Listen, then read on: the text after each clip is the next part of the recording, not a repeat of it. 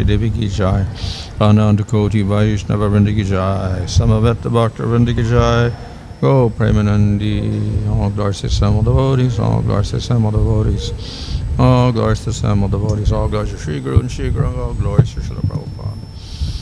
Om Namo Bhagavate Vasudevaya.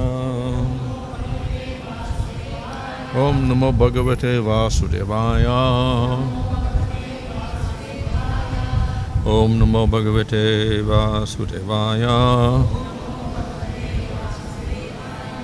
Nama Om Vishnu Padaya Krishna Vashtaya Bhutale Shrimate Bhaktivedanta Swami Niti Namane Namaste Saraswati Deve Gauravani Prachadane Nirvashesha Shunyavadi Pachtacharesha Tadane Śrī Kṛṣṇa Chaitanya Prabhu Nityananda Sri Advaita Gadadhar Shivasati Gaur Bhakta Vrinda Hare Krishna Krishna Krishna Hare Hare Hare Rama Rama Rama Hare Hare. Reading from Śrīmad Bhagavatam, Canto 11, Chapter 24, Verse 1. śrī-bhagavān uvāca atha sampravakṣyāmi sāṅkhyam pūrvair viniścitam vijñāya pumān sadyo jahyād vaikalpikam bhramam.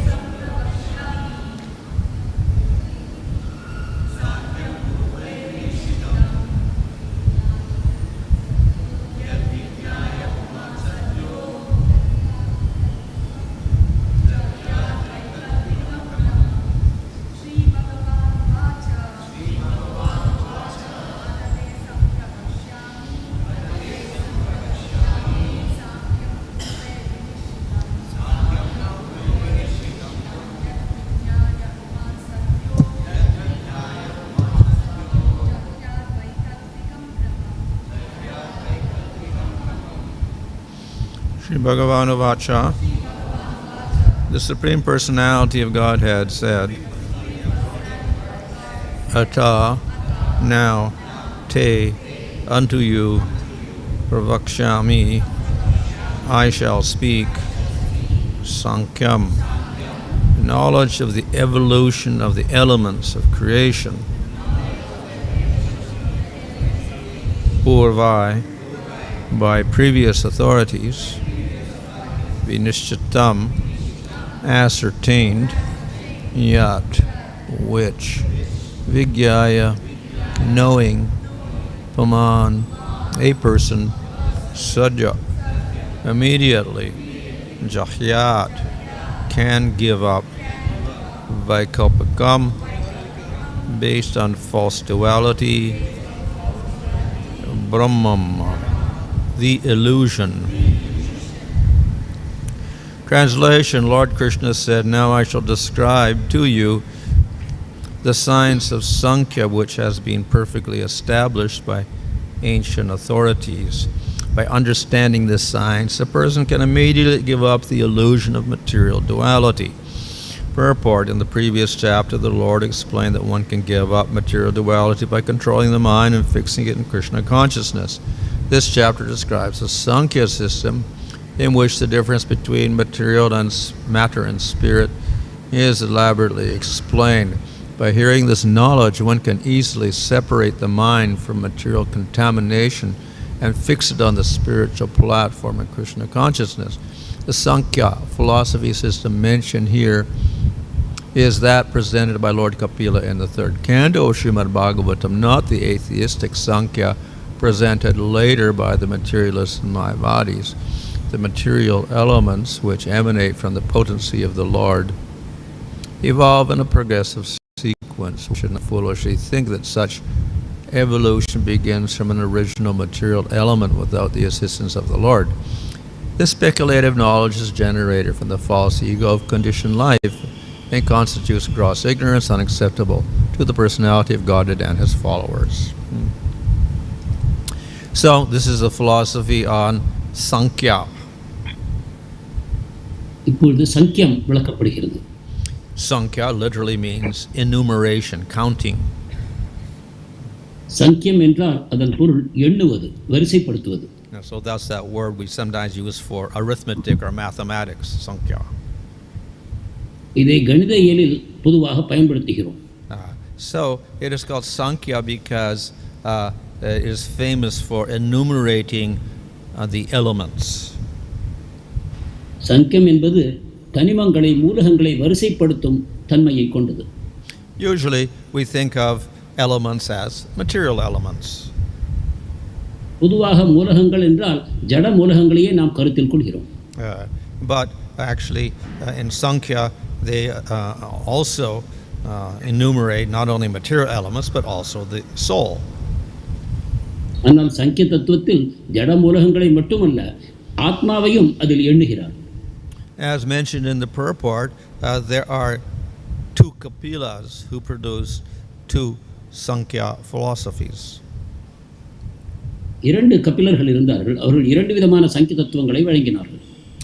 So one is the Kapila who is an avatar of the Supreme Lord, mentioned in the Bhagavatam 3rd canto. ஒரு கபிலர் பாகவதம் 3வது ஸ்கந்தத்தில் விளக்கப்பட்டுள்ள பகவானுடைய அவதாரமாகிய Kapilar. And there he gives elaborate teachings to Devahuti. இங்கு அவர் தேவஹூதிக்கு விவரமான விளக்கங்களை வழங்குகிறார். This teaching also includes enumeration of the various elements. இங்கும் கூட பலவிதமான மூலகங்கள் வரிசைப்படுத்தி எண்ணப்படுகின்றன. It also includes identifying the Atma and the Supreme Lord. அவற்றுக்குள் ஆத்மாவையும் பகவானையும் வித்தியாசப்படுத்தி அறிந்து கொள்வதும் அடங்கி இருக்கிறது. And it also discusses the process of Bhakti Yoga. மேலும் பக்தி யோகமும் அங்கு விவரமாக பேசப்படுகிறது. The other Sāṅkhya and the other Kapila, their philosophy is very similar in terms of analysis of material elements. மற்ற கபிலர் கொடுத்துள்ள மற்ற சாங்கிய தத்துவம் பௌதிக மூலகங்களை எண்ணுவதில் வித்தியாசமான தன்மையை கொண்டிருக்கிறது. That Sāṅkhya also accepts there is a Atma, a Jiva. அந்த சங்கியமும் ஒரு ஆத்மா ஜீவா இருப்பதை ஏற்றுக்கொள்கிறது. But in that philosophy there's no Supreme Lord. ஆனால் அந்த கொள்கையில் பரமபுருஷ பகவான் இல்லை. So the goal of that philosophy is to separate the Jiva from matter. That's all. எனவே அந்த தத்துவத்தின் நோக்கம் ஜீவனை ஜடத்திலிருந்து வேறுபடுத்துவது மட்டுமே. So there's no Brahman, there's no Paramātma, no Bhagavan, nothing. Only Jiva separate from matter. பிரம்மன், பரமாத்மா, பகவான் போன்ற கொள்கைகள் அங்கு இல்லை. ஜீவன் மட்டும் ஜடத்திலிருந்து வேறுபடுத்தி காணப்படுகிறார். So because they don't even accept Brahman, much less Bhagavan, therefore we call it atheistic Sankhya philosophy. அவர்கள் பகவானை மட்டுமல்ல பிரம்மனையும் கூட ஏற்றுக்கொள்ளாத காரணத்தினால் அதை ஒரு நாத்திக தத்துவமாக நாம் கூறுகிறோம். So we don't accept that philosophy, but we do accept the Sankhya of the Kapila mentioned in the Bhagavatam. எனவே அந்த நாத்திக கபிலரின் தத்துவத்தை நாம் ஏற்பதில்லை, ஆனால் பாகவத்தில் கூறப்பட்டுள்ள கபிலருடைய சாங்கிய தத்துவத்தை நாம் ஏற்கிறோம். So the Kapila's philosophy in the Bhagavatam is Vaishnava philosophy. பாகவதத்தில் உள்ள கபிலரின் சாங்கியம் வைஷ்ணவ தத்துவமாகும். It is also called Sankhya because it carries out the system of enumerating the elements. அதையும் சங்கியம் என்று ஏன் கூறுகிறோம் என்றால் அதுவும் மூலகங்களை எண்ணும் தன்மையை கொண்டிருக்கிறது. Of course, enumerating elements is not just unique to Kapila's Sankhya. We also see even Gautama and Nyaya philosophy enumerates the same basic elements. மூலகங்களை கணக்கிடுவது என்பது கபிலருடைய சாங்கிய தத்துவத்தில் மட்டுமல்ல, கௌதமருடைய நியாய தத்துவத்திலும் கூட இது அமைந்திருக்கிறது. So, in any case, enumeration is important for one reason. எப்படியாயினும் இந்த மூலகங்களை கணக்கிடுவது அவசியமாகிறது ஒரு முக்கியமான காரணத்துக்காக. In order to discuss any philosophy, first you have to identify what is real, what we want to talk about. எந்த தத்துவத்தையும் பற்றி பேச வேண்டும் என்றால் முதலில் உண்மையானது எது என்பதை நாம் அறிந்து கொள்ள வேண்டும். So therefore, in Sankhya philosophy, they identify, yes, world is real and it's made up of real elements. எனவே சங்கிய தத்துவத்தில் இந்த உலகம் நிஜமானது, அது உண்மையான மூலகங்களால் ஆனது என்பதை விளக்குகிறார். And there is a real conscious entity, the jiva, who is different from matter. மேலும் உண்மையான உணர்வுடைய ஒரு உயிர்வாழ் இருக்கிறார், அவர் ஜடத்திலிருந்து வேறுபட்டவர். So that is, you can say, the plus point of this philosophy. It is not completely materialistic. இதுதான் இந்த கோட்பாட்டில் இருக்கக்கூடிய ஒரு நல்ல அம்சமாகும். இது ஜட கொள்கையிலிருந்து மாறுபடுகிறது. So this is a step above Charvaka's philosophy. இது சார்வகருடைய தத்துவத்திலிருந்து ஒரு படி மேலே செல்கிறது. So Charvaka says there are material elements and the Atma is simply the body produced by the elements. No soul. சார்வகர் ஜட மூலகங்களை மட்டும் ஏற்றுக்கொள்கிறார். ஆத்மாவானது இந்த ஜட மூலகங்களால் உண்டான ஒரு பொருள் என்றே அவர் கூறுகிறார். So therefore what is stated in chapter 2 of Bhagavad Gita by Krishna, the Sankhya philosophers will agree with that. Yes, the Atma is separate from all the material elements. எனவே பகவான் பகவத்கீதையில் 2வது அத்தியாயத்தில் கூறுவதை ஆத்மா ஜடத்திலிருந்து வேறுபட்டது என்பதையும் அவர்கள் ஏற்றுக்கொள்வார்கள். அது உண்மைதான் என்று கூறுவார்கள். However, this philosophy is also distinct from other impersonal philosophies. ஆனால் இந்த தத்துவமும் கூட அருவவாத தத்துவங்களிலிருந்து வேறுபடுகிறது. So the Nyaya philosophy of Gautama will accept the same material elements plus the soul plus a supreme entity like Brahman. கௌதமருடைய நியாய தத்துவமும் கூட இந்த அனைத்து மூலகங்களையும் ஏற்றுக்கொள்கிறது. அதற்கு மேலாக பிரம்மன் இருக்கிறார் என்பதையும் அது ஏற்கிறது. So in that sense we can say it is a little bit advanced. எனவே அது மேலும் ஒரு முன்னேறிய தத்துவம் என்று கொள்ளலாம். But then the goal of the jiva is to get out of prakriti again, and there's no relationship with that Brahman at all, so it doesn't really function much. ஆனால் ஜீவனுடைய லட்சியமானது இந்த ஜடத்திலிருந்து வெளியேறுவது மட்டுமே. ஆனால் பிரம்மனோடு அவருக்கு ஒரு தொடர்பு இல்லாத காரணத்தினால் அதில் அதிகமான வேற்றுமை இல்லை என்று கொள்ளலாம். So whereas we call the other Kapila's philosophy atheistic because there is no supreme entity, only jiva and matter, we can't call Gautama's philosophy atheistic because he does have some supreme Brahman there. மற்ற கபிலருடைய கொள்கையை நாம் நாத்தியம் என்று கூறுகிறோம். ஏனால் அவர் ஜடத்தையும் ஜீவனையும் மட்டும் ஏற்கிறார். அந்த விதத்தில் பார்ப்போமானால் கௌதமருடைய கொள்கையையும் கூட நாம் நாத்திய தத்துவம் என்று கூறலாம். ஏனென்றால் அதுவும் இதற்கு அப்பால் செல்வதில்லை. But that supreme Brahman has not much function and no qualities, no activities. நியாய தத்துவத்தில் பரம பிரம்மன் இருக்கிறார் என்பதை கொண்டாலும் கூட அவருக்கு எந்த விதமான குணங்களும் செயல்பாடுகளும் இல்லை என்று அவர் கூறுகிறார். So we can, though the Kapila we can call atheistic because he has a soul there, at least we can say it is you can get liberation from the material world. ஆனால் கபிலரை நாம் நாத்தியம் என்று கூறும் இந்த சமயத்தில் கௌதமரை குறைந்தபட்சமாக இந்த ஜட உலகத்திலிருந்து விடுதலை பெறக்கூடிய அந்த தத்துவத்தை பற்றி அவர் கூறுவதன் காரணமாக அது ஒரு உயர்ந்த கொள்கையாக நாம் ஏற்கலாம். But both philosophies we can say are impersonal. ஆனால் இரண்டு தத்துவங்களுமே அருவவாத தத்துவங்களா. Then we get another impersonal philosophy. மேலும் ஒரு அருவ தத்துவம் இருக்கிறது. This is Shankar's Vedanta. இது சங்கரனுடைய வேதாந்த தத்துவம். But this is quite different from either the Sankhya or Gautama's philosophy. இது சங்கிய தத்துவத்திலிருந்தும் கௌதமருடைய நியாய தத்துவத்திலிருந்தும் வேறுபடுகிறது. Though we can enumerate material elements, the jiva and the brahman, he says that the elements and the jiva are ultimately non-existent. ஜட மூலகங்கள் ஜீவன் பிரம்மன் என்று நாம் வகைப்படுத்தும் பொழுது ஆதிசங்கரர் கூறுகிறார் இவை அனைத்துமே மாயத் தோற்றங்கள், உண்மை அல்ல என்று. So we can't really enumerate elements at all because there isn't anything. It's all false. எனவே மூலகங்களை வரிசைப்படுத்தும் கேள்வியே இல்லை, ஏனென்றால் இவை அனைத்தும் பொய்யானவை என்று அவர் கூறுகிறார். So previous discussion, well, why do they say there's 16 elements or 24 elements or whatever, 10 elements, whatever? But here in Shankar's philosophy, there's only one element, Brahman, one thing. That's it, nothing else.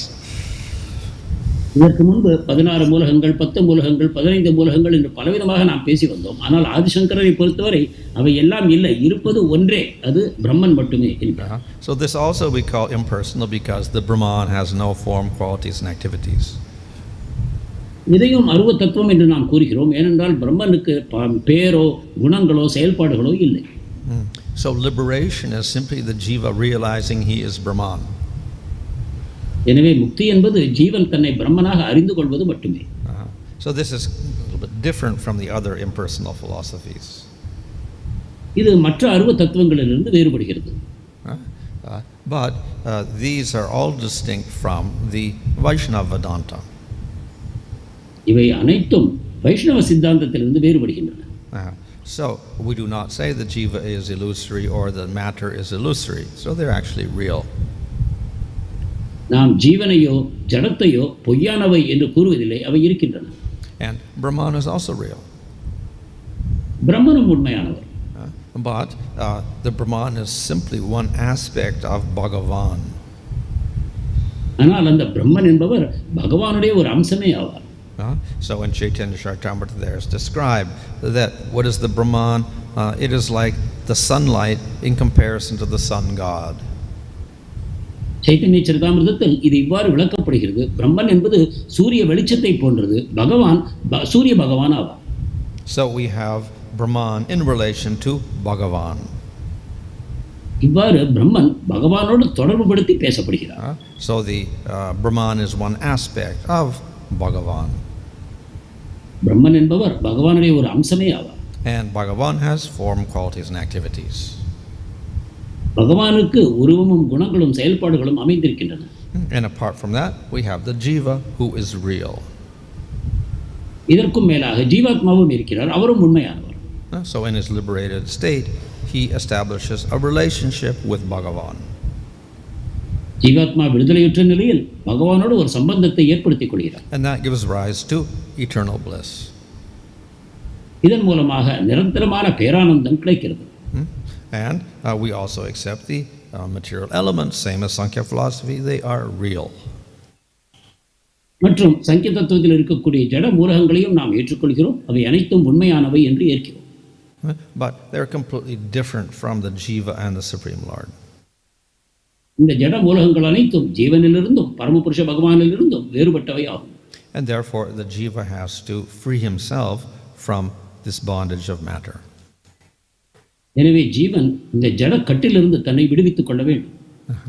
So in the Sankhya philosophy and in the Nyaya philosophy, the goal is, we can say, spiritual because it's getting out of the material world, but the process is very similar.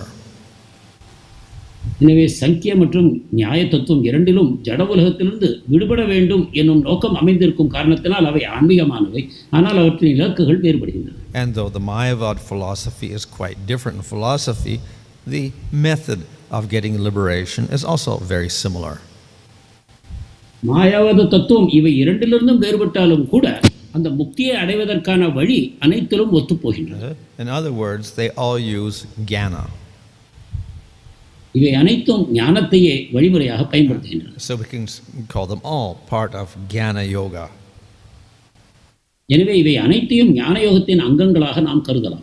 So if you study these philosophies and try to get liberation, you're called a jnana yogi. எனவே இந்த தத்துவங்களை ஏற்றுக்கொண்டு முக்தி அடைய நீங்கள் முயற்சி செய்வீர்களானால் உங்களை ஞான யோகி என்று கூறலாம். But philosophically they do have differences. So as I said, Mayavad philosophy is quite different from the other two. தத்துவ ரீதியாக அவற்றில் வேற்றுமைகள் இருக்கின்றன. நான் கூறியதைப் போல மாயாவாத தத்துவம் மற்ற இரண்டிலிருந்தும் மிகவும் வேறுபடுகிறது. But in this process they use jnana, attainment of knowledge. ஆனால் அவர்கள் அனைவரும் இதற்கான வழிமுறையாக பயன்படுத்துவது ஞானமே. ஞானத்தை பெறுவதே அவர்களுடைய லட்சியம். And by getting that knowledge, then you free yourself from illusion. ஞானத்தை பெற்று மாய மயக்கத்திலிருந்து நம்மை விடுவித்துக் கொள்ளலாம்.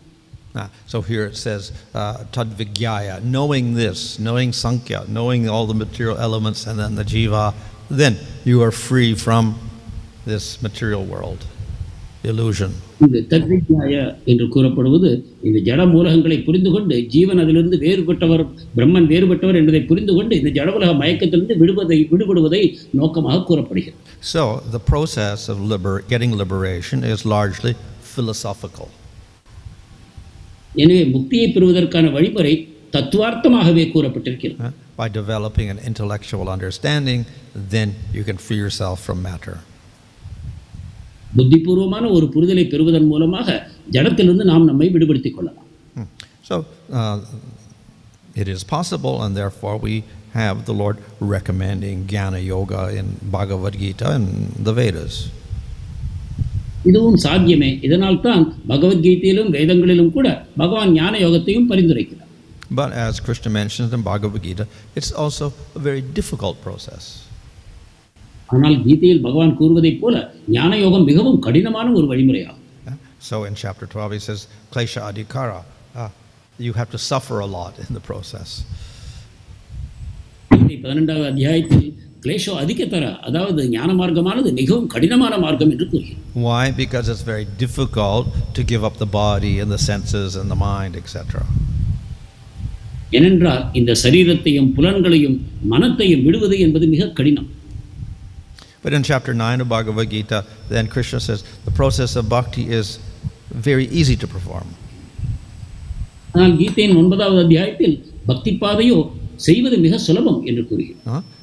So why it's so different? ஏன் இவை இவ்வாறு வேறுபடுகின்றன? We have to get free from material energy, we have to control the senses, etc. We also have to get an extra realization, Supreme Lord. ஜனசக்தியிலிருந்து விடுபட வேண்டும், ஆத்மாவை தனிப்பட்டு புரிந்து கொள்ள வேண்டும், அதற்கும் மேலாக பரமபுருஷ பகவானையும் அறிய வேண்டும். So the difference is that actually the whole process of bhakti comes from the Supreme Lord himself. ஏன் பக்தி சுலபமாகிறது என்ற கேள்விக்கு பதில் இது பரமபுருஷ பகவானிடமிருந்து நேரடியாக வருகிறது. அதே காரணத்தினால் Jnana yoga arises from sattva gun. ஞான யோகம் சத்துவகுணத்திலிருந்து தோன்றுகிறது. So because the bhakti arises from the Supreme Lord, it is endowed with spiritual energy, not material energy. பக்தியோ பரமபுருஷ பகவானிடமிருந்து தோன்றுவதன் காரணமாக அது ஜடசக்தியை சார்ந்து இல்லை, அது ஆன்மீக சக்தியை சார்ந்திருக்கிறது. And this energy of the Lord, internal energy of the Lord, allows us to easily approach Bhagavan. இந்த பகவானுடைய அந்தரங்க சக்தியானது பகவானை எளிதில் அணுக நமக்கு உதவுகிறது. And so liberation from the material world is simply a byproduct of that. எனவே ஜட உலகத்திலிருந்து விடுபடுவது என்பது அதனுடைய ஒரு பக்க விளைவாக, ஒரு சாதாரண பக்க விளைவாகவே அமைகிறது. And in the process of bhakti, we do not reject knowledge. பக்தியின் பாதையில் நாம் ஞானத்தை துறப்பதில்லை, நிராகரிப்பதில்லை. So definitely knowledge, Bhagavat knowledge or sambandha gyan, etc. is necessary. நிச்சயமாக பகவானை பற்றிய அந்த சம்பந்த ஞானம் போன்றவை நமக்கு தேவைதான். But we also engage all of the senses in serving the Lord. அதே சமயத்தில் நம்முடைய புலன்கள் அனைத்தையும் பகவானுக்கு சேவை செய்வதில் ஈடுபடுத்துகிறோம். So instead of trying to control and reject the senses and mind, we engage them. புலன்களை அடக்கி நிராகரிப்பதை விட்டுவிட்டு நாம் அவற்றை பயன்படுத்துகிறோம், ஈடுபடுத்துகிறோம். This makes the whole process of spiritual development much easier. இந்த வழிமுறையானது அந்த ஆன்மீக பக்தி பாதையை மிகச் சுலபமாக மாற்றுகிறது. But therefore, the process of bhakti is recommended over the process of jnana. எனவே ஞான வழிமுறையை விட பக்தி வழிமுறை அதிகமாக பரிந்துரைக்கப்படுகிறது. Okay. Hare Krishna. Maharaj, a modern Kapila who is just teaching how to count the material elements like 5 elements, even the scientists are saying the same thing. So now, but Krishna in the Gita and the Kapila in the 3rd chapter, Lord, it goes more than the false ego. But people are not able to understand more than the false ego. நாத்திக கபிலர் இந்த ஜட மூலகங்களை எண்ணுவதிலேயே கவனத்தை செலுத்துகிறார். நவீன விஞ்ஞானிகளும் அதையே செய்கிறார்கள். ஆனால் அந்த போலி அகங்காரத்தை கடந்து யாராலும் செல்ல முடியவில்லை. Well, let's say the plus point of the atheistic Sāṅkhya, at least they accept atma, whereas modern scientists don't accept atma. So that's the difference. நாத்திய சங்கியத்தில் உள்ள ஒரு முக்கியமான அம்சம், அவர்கள் குறைந்தது ஆத்மாவையாவது ஏற்கிறார்கள். ஆனால் நவீன விஞ்ஞானிகள் ஆத்மாவையே ஏற்பதில்லை. Of course, all these philosophies, Sankhya and whatever, vijñāya, etc., they all accept authority of Vedas. Hare Krishna.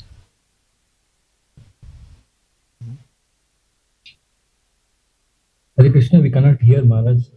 Yeah. So all of these philosophies like Sankhya and vijñāya of Gautama, they do accept the authority of the Vedas. Hare Krishna. Maharaj still not audible. Not audible? What happened? Yeah. So, therefore, in that sense, we can say at least they accept the Vedas, so that's a plus point also. So இங்கே வந்து அவர்கள் வேதத்தை ஒத்துக்கொள்வது தான் முக்கியமான விஷயம். But of course, even if you accept the Vedas, you can also misinterpret the Vedas, so then it becomes also pretty useless. வேதத்தை சில பேர் ஒத்துண்டாலும் அதை வந்து தவறாக புரிதல் பண்ணிட்டா அதுவும் பிரயோஜனம் இல்லாமல் போயிடுறது. So the Saṅkhyas accept the Vedas, but they're atheistic. சாங்கியர் வந்து வேதத்தை ஒத்துக்கிறாங்க, ஆனால் வந்து அது வந்து நாஸ்திகமாக இருக்கு. And the karma mimamsa philosophers also don't accept the Supreme Lord, so they're also atheistic. கர்ம மீமாம்சத்திலே கூட பகவான் அவர்கள் ஒத்துக்குவதில்லை. So two of the Vedic philosophies, they accept the Vedas, two of them are actually atheistic. So இந்த ரெண்டு பேர் வேதத்தை ஒத்துண்டாலும் அவர்கள் வந்து நாஸ்திகர்கள் அவர்கள். So at least we can say they're not completely materialistic because they do accept atma. அவர்கள் வந்து ஓரளவுக்கு ஆத்மாவை ஒற்றுக்கொள்கிறார்கள். Whereas Charvaka does not accept atma or the Vedas. சார்வகா வந்து வேதத்தையும் ஒத்துக்கல, So at least one plus point they get from the Vedas, there's a jiva or an atma.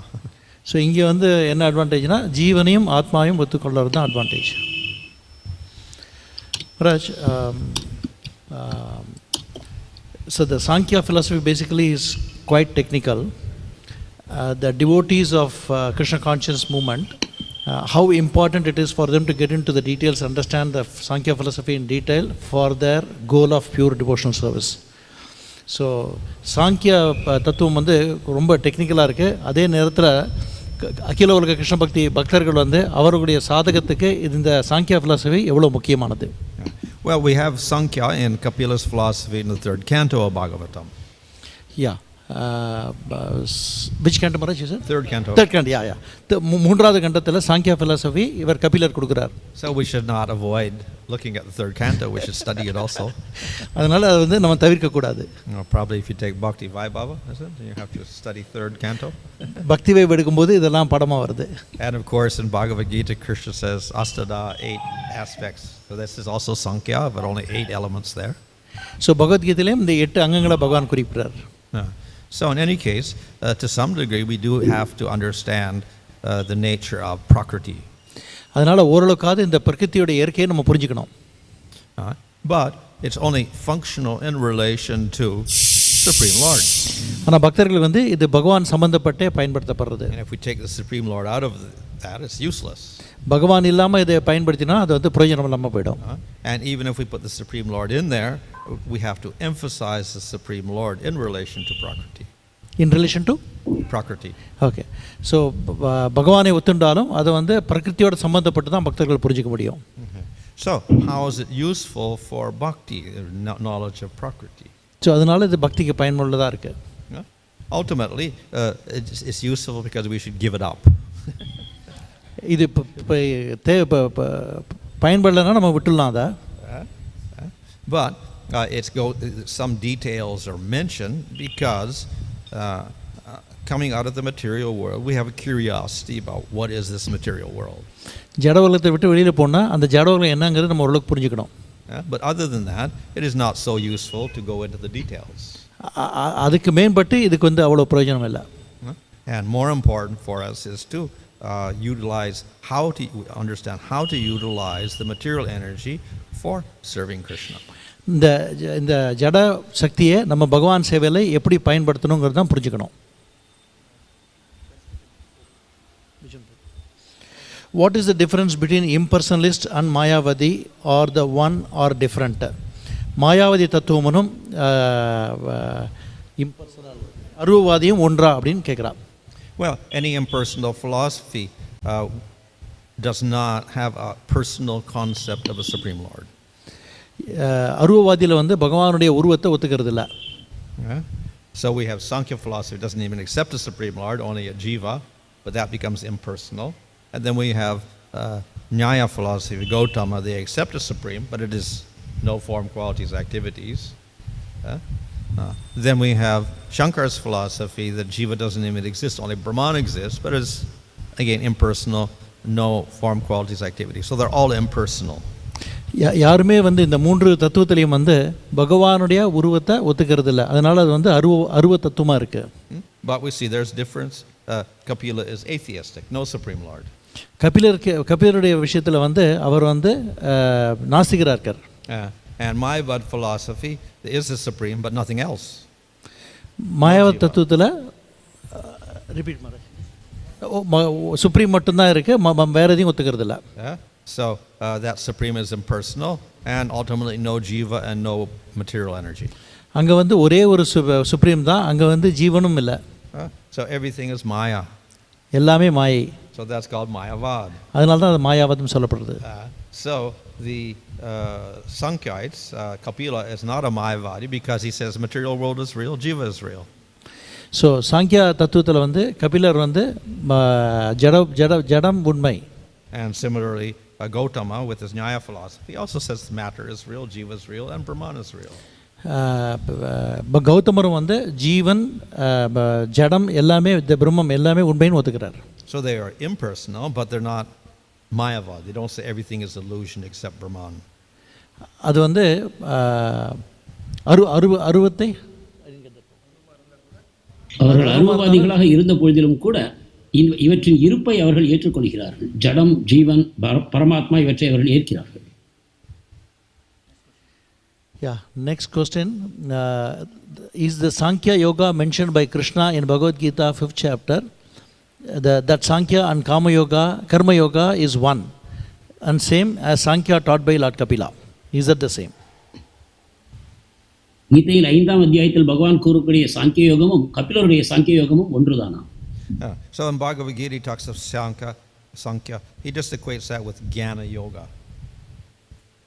கீதையை பொறுத்தவரை சாங்கிய யோகம் ஞான யோகத்தோடு ஒன்றாகிறது. And that Jnana yoga goes into impersonal Brahman. ஞான யோகம் என்பது அருவ பிரம்மனுக்கு நம்மை அழைத்து செல்கிறது. In this connection, Prabhupada writes in the purport that the result of Sankhya and Bhakti are the same. Srinivas Prabhu, sorry to pause you. The audio is not clear. I request your permission to read it from here, from Sumitra Prabhu's message. Is it okay? Maharaj, what is it that, why is it that even though we are practicing the path of Bhakti Yoga directly given by Bhagavan, under the guidance of a bona fide Guru, it takes a lot of time to receive Krishna Prema? Is it only because of offenses committed by knowingly, unknowingly, Maharaj? Every morning we say Vancha Kalpatarubhyascha prayers. Even then it takes so long. How do we understand this, Maharaj? Your servant Medhavani Saki Vaishnavi Devi Dasi. பகவான் நேரடியாக தந்துள்ள பக்தி யோகத்தை நாம் பின்பற்றுகிறோம், அங்கீகரிக்கப்பட்ட குருவையும் நாம் பின்பற்றுகிறோம். ஆனாலும் கிருஷ்ண பிரேமை பெறுவதற்கு நமக்கு ஏன் இந்த அளவு அவகாசம் எடுக்கிறது? நாம் தெரியாமல் செய்யக்கூடிய அபராதங்களின் காரணமாக இது இருக்கக்கூடுமா? தினந்தோறும் வாஞ்சாகல்ப பிரார்த்தனைகளையும் நாம் செய்கிறோம், இருந்தும் எதற்கு ஏன் இந்த அளவு கால அவகாசம் பிடிக்கிறது? Well, long and short time are relative concepts.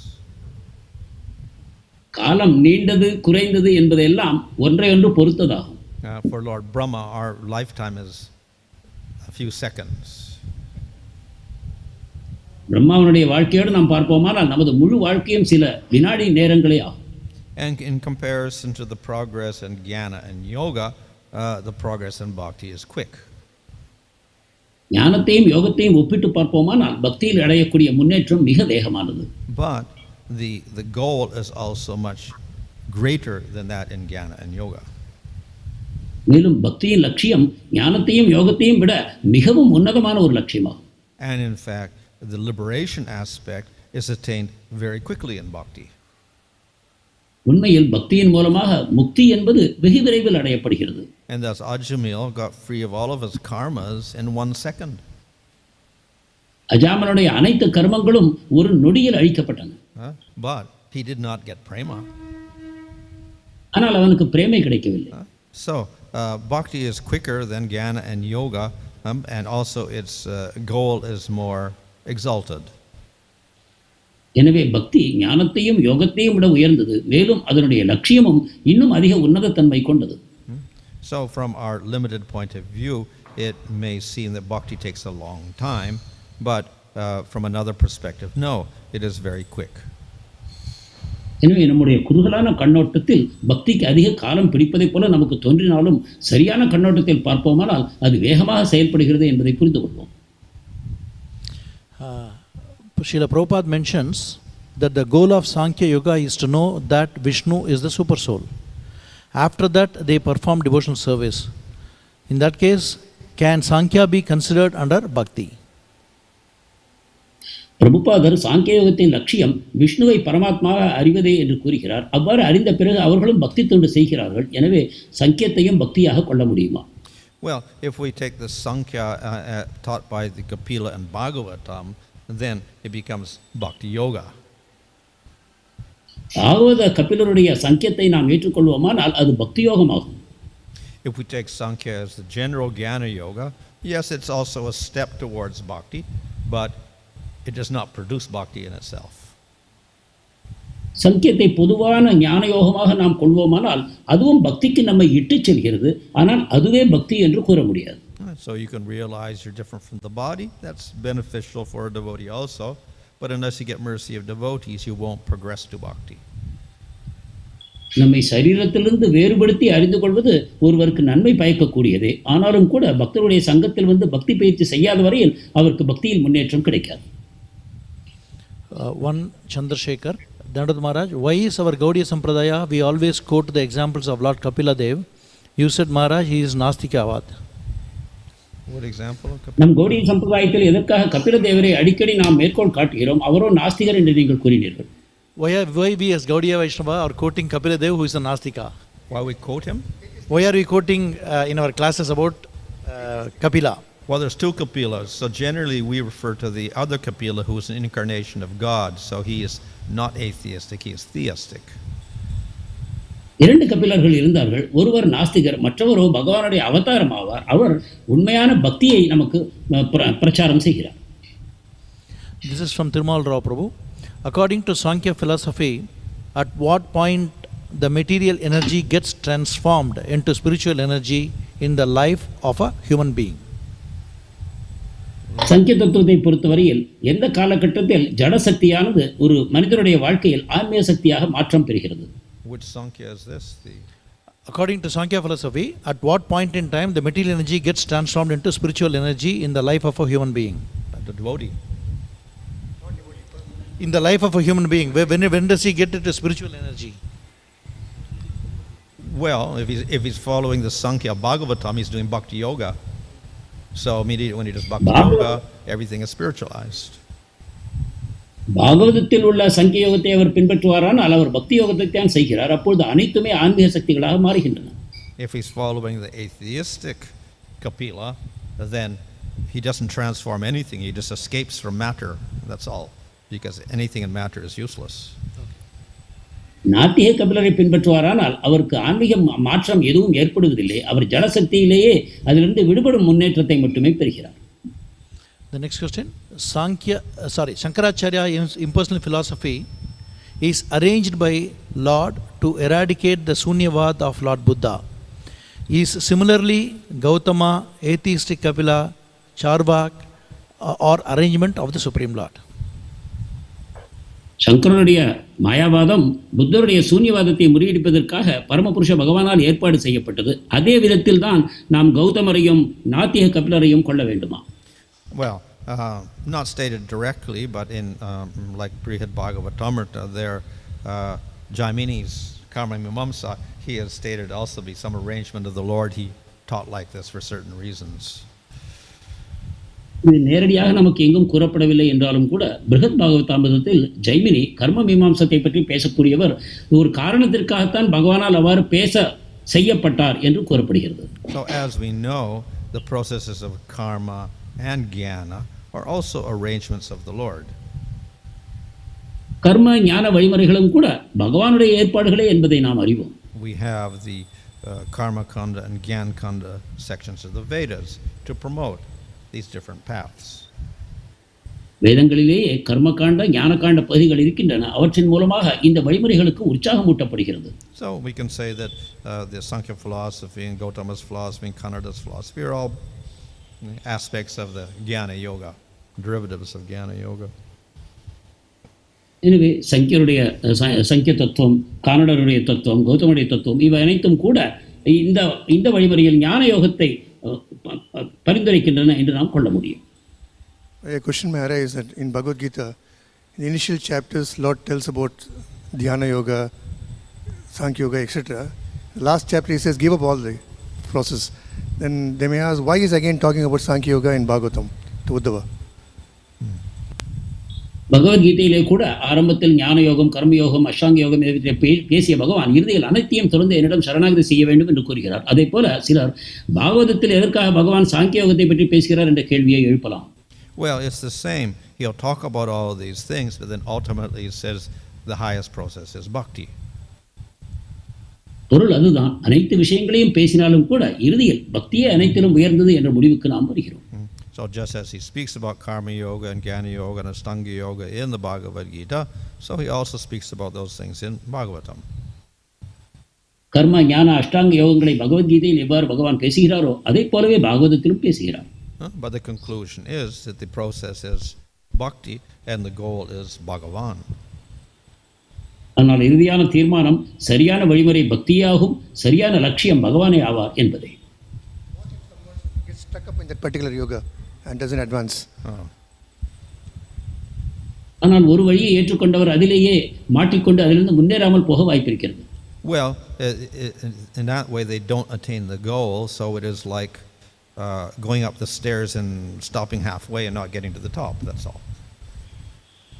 எனவே இதர வழிமுறைகளில் செல்பவர்கள் இறுதி லட்சியத்தை எட்டாத காரணத்தினால் ஒரு ஏணிப்படியில் ஏறி சென்று பாதியிலேயே நின்று போவதைப் போல நாம் இதை கொள்ள முடியும். So it is like someone that gets to the 8th grade doesn't get to the 12th grade. 8வது வகுப்பு வரை செல்கிறார், ஆனால் படிப்பு முடியவில்லை. இதைப் போல ஒரு உதாரணத்தை நாம் கொள்ளலாம். So we can say it's better than having zero schooling. பள்ளிக்கே செல்லாமல் இருப்பதை விட இது உயர்ந்தது என்று நாம் ஏற்றுக்கொள்ளலாம். But from the absolute point of view, he doesn't get to the final goal, so it's also useless. ஆனால் ஒரு விதத்தில் பார்ப்போமானால் இறுதி லட்சியத்தை எட்டாத வரையில் அதுவும் கூட பயனற்றதே ஆகிறது. Question may come that he could have told Sarvadharman initially itself, nothing would have been.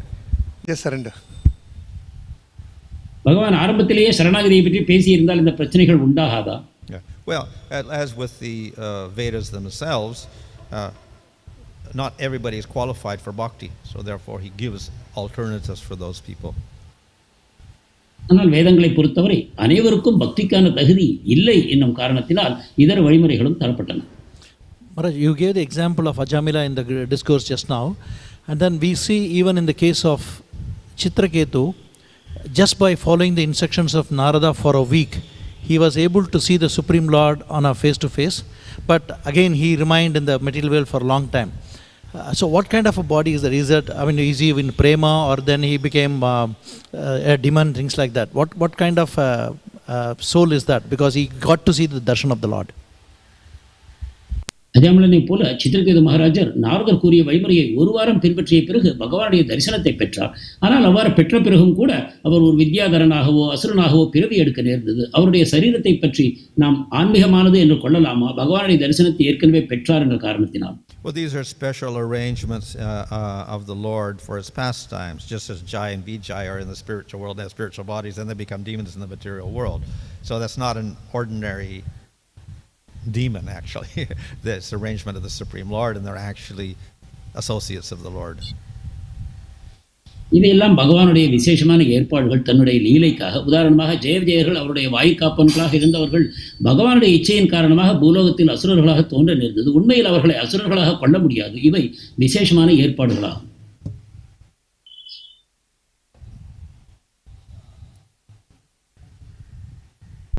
In that episode, when Vishwanath was quoting that he sent it, actually Chitrakuta was preaching. He was preaching. Yeah. He said that he quoted that because actually he got his spiritual body. So what he will do? And but to intensify his bhakti, that he, Lord made the element of Parvati cursing this Chitraketu. Chitraketu மகாராஜர் சாபம் பெறுவது அவர் வித்யாதரர்களுக்கு சென்று பிரச்சாரம் செய்ய வேண்டும் மற்றும் பலவிதமான சேவைகளை செய்ய வேண்டும் என்ற நோக்கத்துடனேயே நடைபெற்றது என்று கொள்ளலாம். Srimad Bhagavatam ki, Srila Prabhupada ki, His Holiness Bhanu Swami Maharaj ki, Gaur Premananda. Hari Hari.